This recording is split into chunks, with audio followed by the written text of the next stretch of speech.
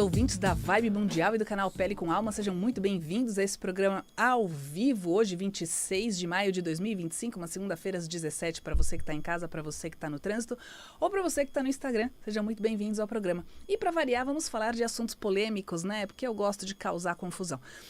Qual é o tema de hoje? O tema é: você já pensou na sua morte? Ui! O que eu, Paula, dermatologista, estou falando sobre isso? Bom, o programa Pele com Alma é um programa que trata de saúde. E a saúde passa por fases diferentes de vida. E ontem foi muito interessante porque eu conversei com pessoas de diferentes fases de vida. Eu conversei com pessoas desde os 20 até os 80 anos. E foi muito interessante para ver a perspectiva de cada um. E para quem não sabe, eu estudo filosofia por prazer, né? Não por graduação, não pretendo dar aula disso. Mas é uma coisa que me faz pensar muito. Qual é o tipo de ser humano que eu quero ser quando eu morrer, quando eu desencarnar? Quais são as evoluções como pessoa que eu gostaria de levar para mim? O que foi que eu poderia falar assim, poxa vida, nessa vida eu aprendi isso, coloquei em prática, isso que eu coloquei em prática, isso que eu aprendi fez a diferença para mim e para os outros. Bom, por que eu estou perguntando isso? Porque a conversa ontem foi muito interessante. Então, as pessoas mais novas falando muito sobre trabalho, sobre estudo, sobre o automatismo do dia a dia, né? Qual é o meu horário, que horas eu acordo, quanto eu trabalho, a dificuldade dos relacionamentos com o chefe, com o empregado, ou então com parceiros de trabalho ou parceiros de vida. E aí, quanto paga de conta e quanto ganha, e o dinheiro, quanto é que fica. Pessoas já na fase dos seus 40 anos, já falando assim, relacionamento romântico é importante, mas a amizade é o melhor relacionamento que a gente tem, porque a família tem uma questão, às vezes, de não escolher tão conscientemente. Não estamos falando de reencarnação aqui, tá, gente? Estamos falando dessa vida quando a gente já está encarnado. Mas do quanto a gente faz as nossas escolhas na vida e de quanto a gente é responsável pelas consequências dessas escolhas, né? E aí as pessoas mais velhas já se preocupando com sucessão patrimonial. Então já vendo que elas vão morrer mais em breve e que elas querem deixar as questões financeiras mais organizadas para não atribularem os filhos. E aí é muito interessante porque eu estava conversando com essas pessoas de quase 80 anos e falando assim, tá, mas quantos anos vocês acham que vocês vão viver ainda? 10, 12, 15, 20, 25 anos? Então, como é que você quer estar quando você estiver mais próximo da morte? O que você quer fazer da sua vida? O que é que você acha importante para você? Bom, qual foi a história? A história foi que eles ficaram chocados quando eu perguntei isso, né? Porque a gente tem certeza que vai morrer, então quando a gente nasce é a única certeza que a gente tem que vai morrer, mentira. Outra certeza é que a gente vai pagar conta e imposto pra caramba o resto da vida.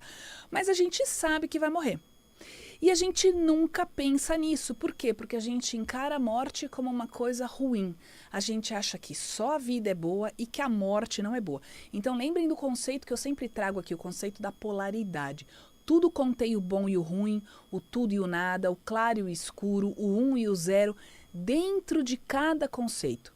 Então, a vida pode ser um recomeço, mas a morte também. E a gente não pensa nisso. A gente não pensa nessa vida como uma jornada de aprendizado. Ai, que saco tem que trabalhar. Ai, que saco tem que acordar cedo. Ai, que saco tem que pagar imposto. Ai, tem que dar banho em filho. Ai, tem que... Tá. Já parou para pensar que tem aprendizado em tudo que a gente faz? E tudo que a gente faz tem uma escolha diferente? E a forma como a gente encara essas coisas é uma escolha também.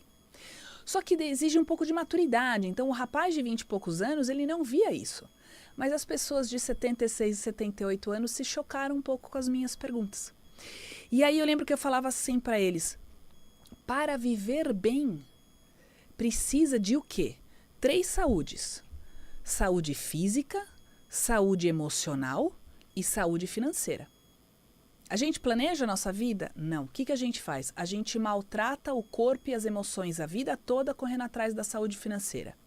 Aí quando a gente chega na saúde financeira achando que agora eu vou ser feliz, agora eu vou aproveitar a vida, agora eu vou ter aquele casamento, agora eu vou ter aquela amizade, agora eu vou fazer aquela viagem, então agora eu vou ser feliz e realizado, e a gente vê que não é bem assim. Então, é importante tentar viver o equilíbrio, tentar viver o caminho do meio. Já vou continuar, eu vou só dar uma pausa para explicar um pouquinho o conceito budista da coisa. Já falei isso em outros programas, já falei isso em lives dentro do meu canal Pele com Alma. Buda é um título de uma pessoa evoluída, tá? Bom, Buda, Siddhartha Gautama, que a gente conhece como o Buda, que foi um Buda, não o Buda, ele nasceu um príncipe, ele nasceu um cara extremamente rico. E a família dele queria que ele vivesse só dentro do palácio, que ele não entrasse em contato com pobreza, com a morte, com a tristeza, com a doença. E aí, um dia ele saiu do palácio e, acompanhado de funcionários dele, ele perguntou, mas o que é aquela pessoa idosa? O que é aquela pessoa doente? O que é aquela pessoa morta na rua?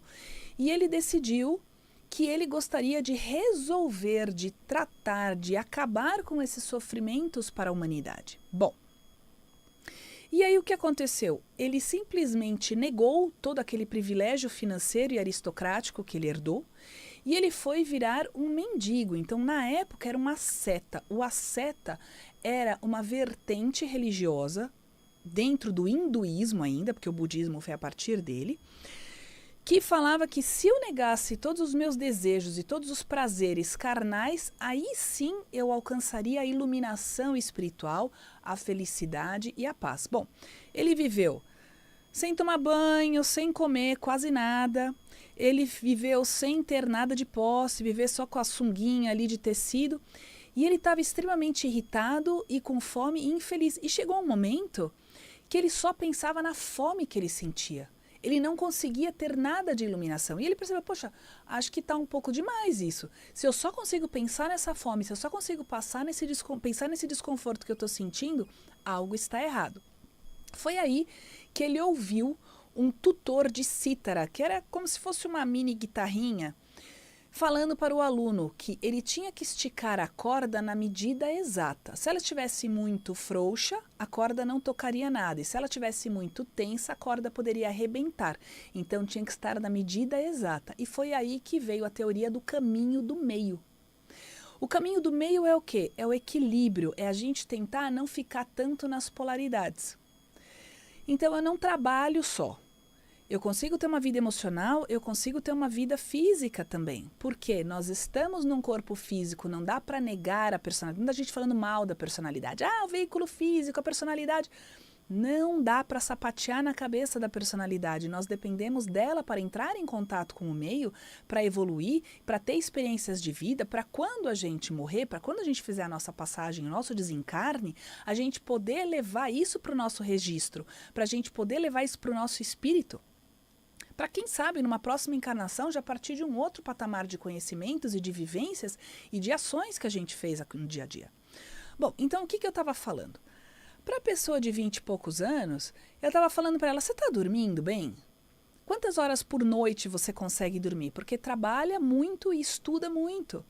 Então vai dormir que horas? De fim de semana? Não, porque fim de semana quer o quê? Quer curtir a vida emocional. Então vai para balada, vai namorar, vai sair, vai ver os amigos, né?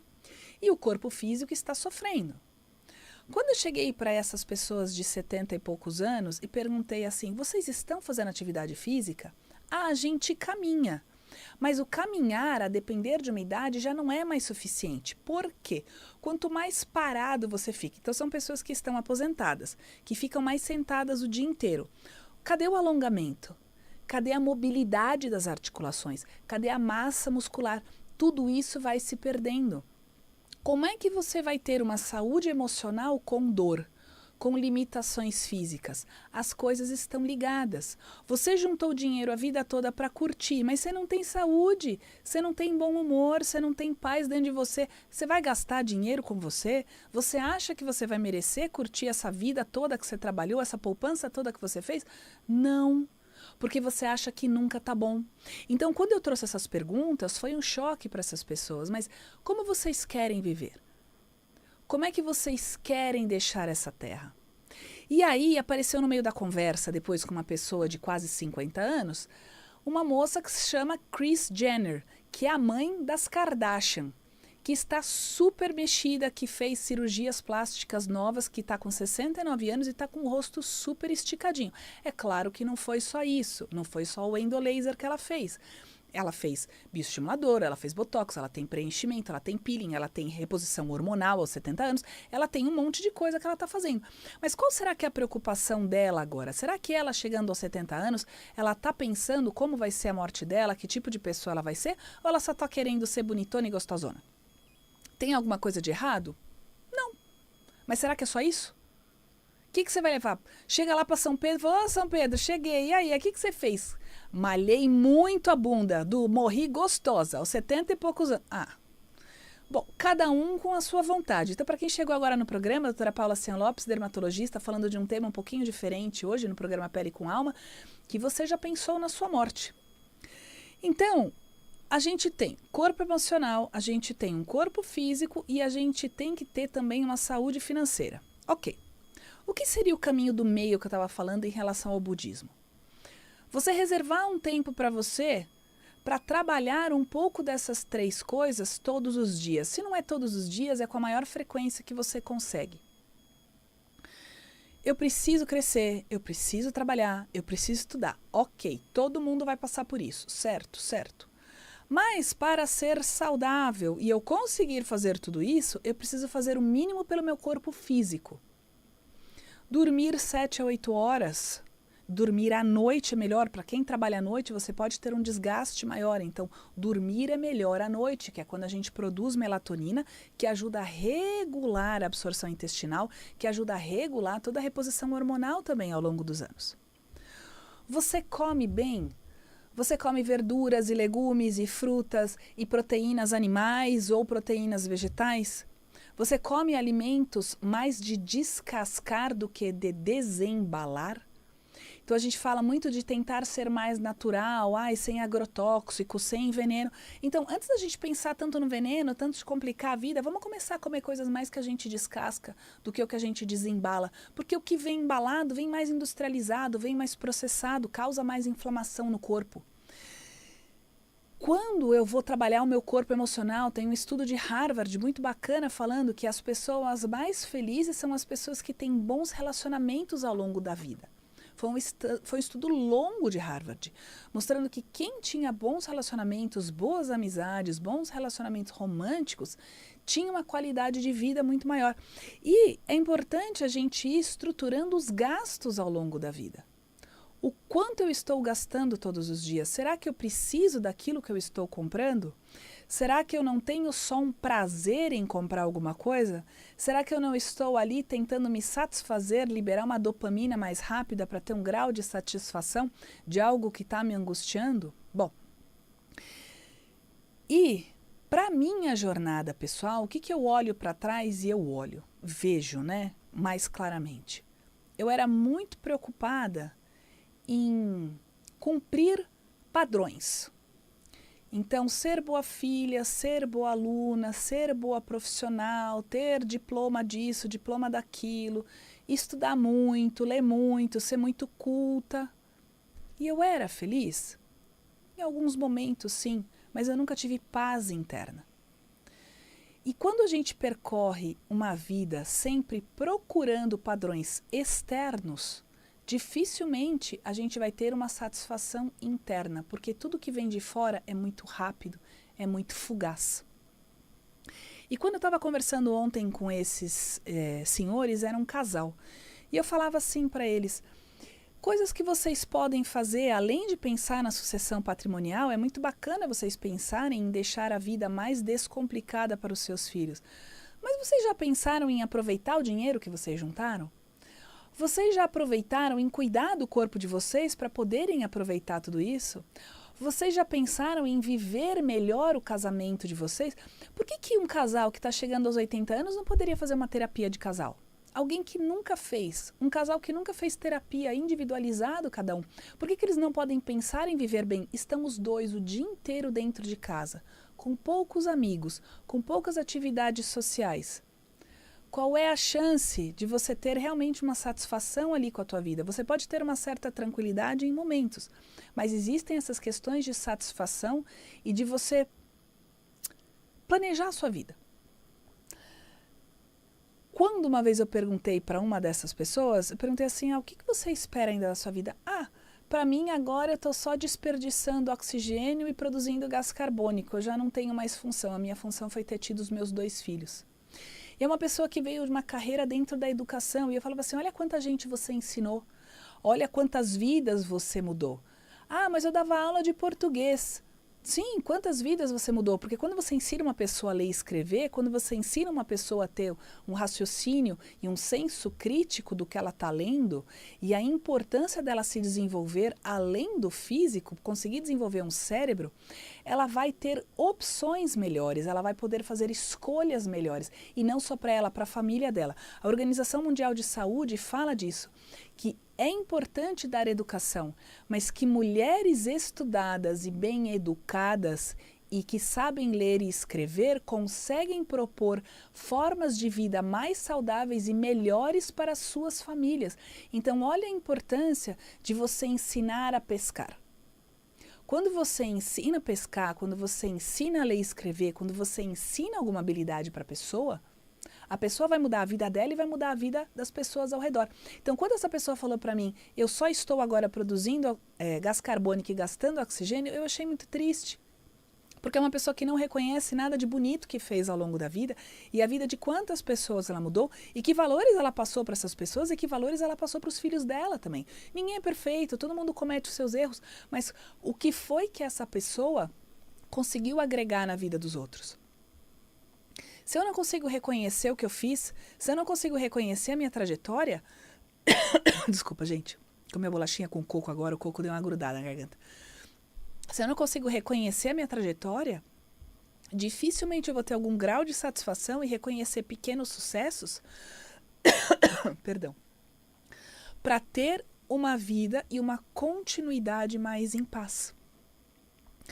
Esse programa hoje é um programa para cutucar muito todo mundo. Eu me cutuco sobre isso com certa frequência. Ai, nossa, que mórbida, você está pensando na tua morte? Não, mas eu estou pensando na pessoa que eu quero ser e na pessoa como eu quero me sentir. Nosso corpo emocional, ele é um corpo muito calado. Toda vez que a gente sente uma emoção negativa, que seja medo, raiva, tristeza, a gente fala para essa emoção assim, cala a boca que eu não quero saber da sua existência. Fica quieta, fica na sua, porque você vai me trazer uma angústia e eu não quero sentir angústia. Como que a gente lida com a dor? A gente deixa a dor para lá. A gente simplesmente quer que essa dor passe. E essa dor, ela está só sinalizando algo que precisa ser visto. É um sinal. A dor é um sinal. A dor é um sinal de alerta. A dor é uma forma de te trazer algum grau de consciência que você ainda não tem em alguma questão. E o incômodo vem para isso. A gente aprende na dor também. Aliás, a gente aprende muito na dor. Quando a dor pega mesmo, a água está batendo na bunda, a gente aprende muito nessa dor. E esse nosso corpo emocional, ele é negligenciado a vida toda. Quando eu tiver meus 76, meus 78, meus 80 anos, eu gostaria muito de olhar para a minha trajetória e falar assim, poxa vida, eu atendi bem meus pacientes. Foi todo mundo? Não, eu sou humana, eu também tenho dor, eu também tenho mau humor, também tenho TPM. Tem gente que às vezes não bate o santo, tem gente que não bate o santo comigo, não bate o santo com o paciente. Pode acontecer? Claro que pode acontecer, todo mundo é humano. Mas eu quero olhar para trás e falar assim, pô, que legal. Eu tratei bem algumas pessoas que chegaram aflitas, eu consegui acolher. Mesmo para a parte de procedimento estético, eu fiquei falando da Kris Jenner, de querer morrer, gostosona, com a bunda sarada, não sei o quê. Mas mesmo na parte da questão estética, se eu conseguir trazer um acolhimento para a pessoa que está com baixa autoestima, que ela não está se sentindo legal, que bacana. Foi uma pessoa... Poxa, eu consegui estudar de coisas diferentes, eu consegui passar coisas diferentes no programa de rádio, eu consegui fazer isso no meu livro, eu consegui trazer questionamentos, nem sempre questionamentos confortáveis, mas questionamentos para a gente conseguir olhar a vida de uma forma diferente e conseguir melhorar aquilo que não está legal, aquilo que está pegando no calcanhar. Porque a gente passa uma vida pensando realmente só na conta bancária. Se você não tem saúde, você vai gastar com remédio. Se você não tem saúde, você não vai gastar aquele dinheiro para te trazer satisfação e prazer. Você vai gastar com remédio. É errado gastar com remédio? Gente, se precisa, o remédio está aí para ser tomado. Eu acho que precisa tratar a doença. Mas a gente não cuida da saúde a longo prazo. Da saúde física, da saúde emocional e dessa saúde financeira. E uma das coisas que a gente faz muito é gastar por impulso para trazer satisfação. Eu vou confessar, eu adoro comprar. Tinha um monte de sapato, roupa ainda tem muito mais coisa do que eu preciso, maquiagem, creme, então nem se fala, né? Dermatologista já gosta da coisa, então, Jesus amado, entra numa farmácia, é quase entrar numa loja de brinquedo. Preciso, quantos rostos eu tenho, quantos cremes eu preciso usar de cada vez? É uma satisfação comprar algo como se eu estivesse me agradando. Será que eu não posso sentar um momento no sofá com um copo de água, não necessariamente com açúcar, que vai me trazer uma satisfação externa e rápida, e falar assim, poxa vida, né? Olha, eu com 46 anos, olha que bacana, olha esses gatos lindos que eu tenho, olha quantas amizades bacanas eu tenho, olha como eu consegui ressignificar o relacionamento com os meus pais. Mesmo o relacionamento com o meu irmão, como eu consegui ressignificar? Com os meus primos, com os meus tios, como eu consegui ressignificar minhas amizades antigas, como eu consegui me ressignificar dentro do meu trabalho. Então hoje eu gostaria de pedir para que vocês refletissem sobre a jornada de vocês. O que foi que vocês fizeram de bom para vocês e para os outros? Mas assim, sejam honestos e sejam gentis. Não fiquem achando que só fez algo de bom quem inventou o telefone, quem descobriu a insulina ou o antibiótico ou a roda. Um sorriso faz bem. Abrir uma porta para uma pessoa. Segurar a porta do elevador é legal. Falar um bom dia para uma pessoa que está cabisbaixa. Gente, isso faz uma diferença. Eu fazia uma coisa muito bobinha, mas que eu percebi que fazia diferença para os outros. Depois eu parei de chamar de bobinha. Eu morava num prédio que tinha uma árvore que caía jasmim, flores de jasmim. E quando eu saía de casa de manhã para ir para academia ou à noite para ir para alguma aula, tinha algumas flores caídas na calçada e eu levava essas flores para as pessoas. E tinha gente que pegava aquilo com meio nojo, porque eu tinha pego flor do chão, mas tinha gente, ai que lindo, você me deu uma flor, ai que cheirosa. Faça o que você acha que você tem que fazer, mas cultive a sua saúde.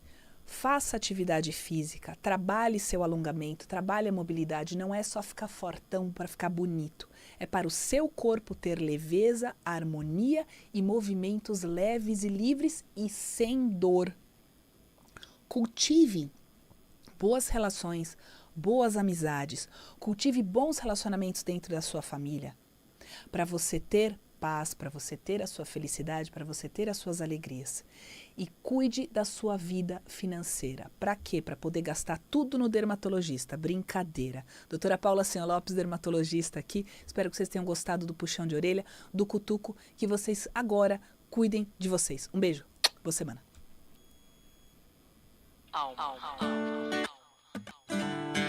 A Vibe Mundial apresentou